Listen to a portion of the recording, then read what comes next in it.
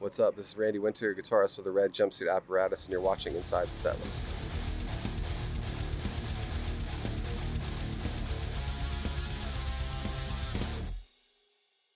What's going on, everyone? My name's Nick with Inside the Setlist, and I'm here with Randy from the red Jumpsuit Apparatus.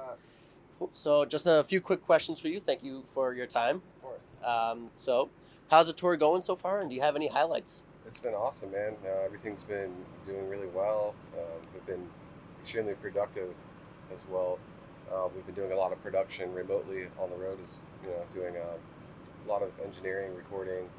We've been kind of multitasking around the shows. We have 3 engineers in the band and 2 different setups that we've been using, so we've been tracking as we go. Wow. All right. Yeah, it's been super fun. I'm going to follow up on that question a little bit later. All right. I have that going on. So taking a look at your current set list for your sets, what is your favorite song on your current set list and why? I'd have to say probably the newest single, On Becoming Willing. It's just really fun to perform. Yeah, enjoy it a lot. Nice. Yeah. So as a band that's been around for 16 years, how have you seen the, alternative music scene change, either for better or for worse?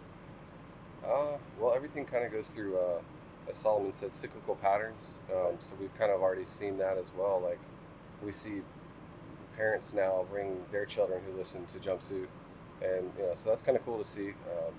The young ones, and then coming, and the parents vibing out, and it's funny because like the parents will be more into the older catalog, like Guardian Angel, False Pretense, the whole first album, and the younger will be more into the newer stuff because that's what they've been introduced to, and they're like, oh, this is that band that mom rocks out driving around, and they make that connection. So it's really cool to see that. As far as music goes, genre-wise, that's also cyclical. Like, you just like you see like bands that kind of start off and they're into like heavy only, and then they kind of get more explorative when they build confidence and explore the space, and then sometimes that kind of goes full circle back around to like their roots fusing with the newer stuff that they've evolved to. Yeah. You see a lot of that happening. Absolutely. So the title of the tour is the Don't Hide Your Light Tour. Can you explain the significance of that phrase and why you picked that as the name? Well, I would say it's more so more obvious than anything. It's more about just revolving with the record as well. There's a concept behind our entire album that Ronnie did, so it kind of flows like a story. So you have this person who's basically spiraled out, and they go through crashing and burning, self-analysis, and the recovering rebuild.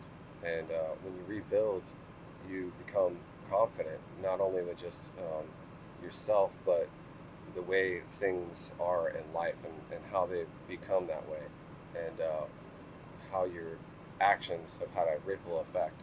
And it's more so really just about being okay with your light. Like, everybody has that light, that energy, that positivity, and the more you don't hide it, the more that ripple effect transcends into other people's lives as well, and you see it.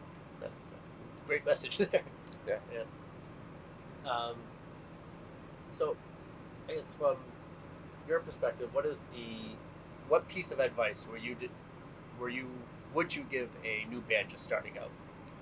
Well, it's the easiest and hardest time to be a group. Easiest because technology is so readily available, where you can really just throw yourself in, and if you're motivated, learn how to engineer, or find the guy in the band who is that guy, and then you'll have your tech guy, and you'll have your social media guy. So as far as technology goes, it's the best time. Worst time though, because there are so many people doing it because of that. Same in the video production world. So the key is to be different. Be yourself. Don't copy. Don't be a clone. And the more you are unique, you're going to stand out. You're not going to be the needle in the haystack. Nice. So, who would be your dream collaboration and why? Woo. That's a hard one. Yeah. Big fan of Peter Gabriel, Phil Collins, Like that's the era of music that I would say was my most favorite.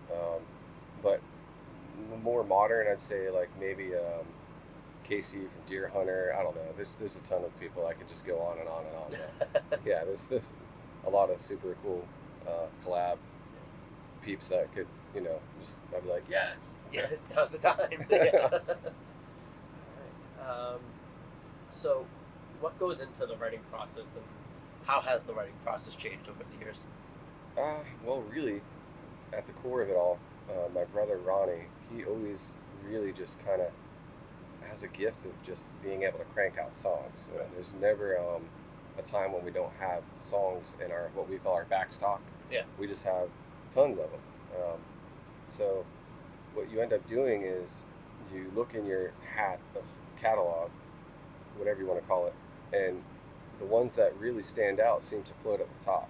And you kind of self-produce those over the years, and then when the time comes, you've already got like record already ready. Okay. And then you're more so now just polishing it. You're putting rims on the wheel.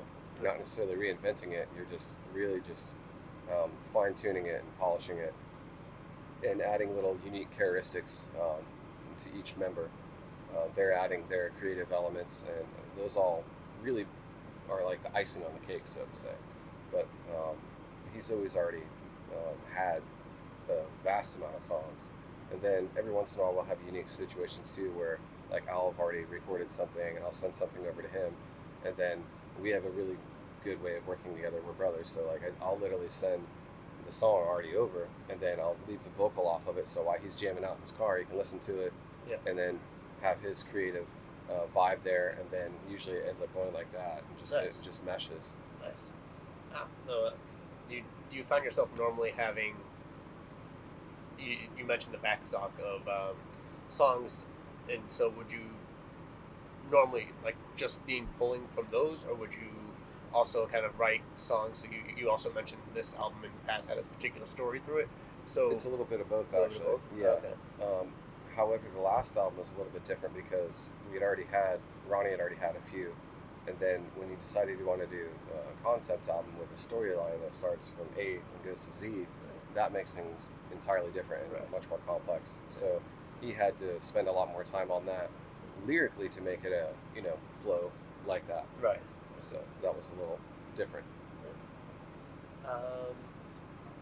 So, what would be your biggest tour struggle? It's definitely can be a little challenging as far as missing my wife, family, but again, my brother's on the road with me, so that helps a lot, Right. both of us. And these are all our brothers as well. We've known each other for a very, very long time, dating back even before this band. Yeah. So like this is a family band.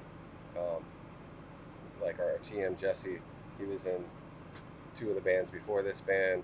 Our buddy Joey on bass, like he was the guy that we would like go to because he was cool and didn't care about the manager at FYE, and would put our CDs out when he was on the Nice. clock, Yeah. and then he would hide them and then bring them back in when he was on the clock. So yeah, I mean, True it's friend just right there. right. We've just got a very, very long history with all these people, so that helps you not miss home.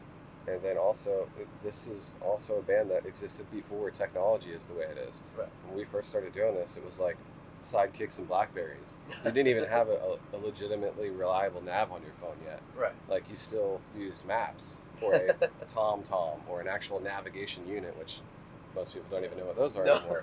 So that's easier. And then of course the most easiest thing is FaceTime. Like Right. Ronnie and I have regular FaceTime dinner dates or lunch dates with our wives, and the kids extremely often.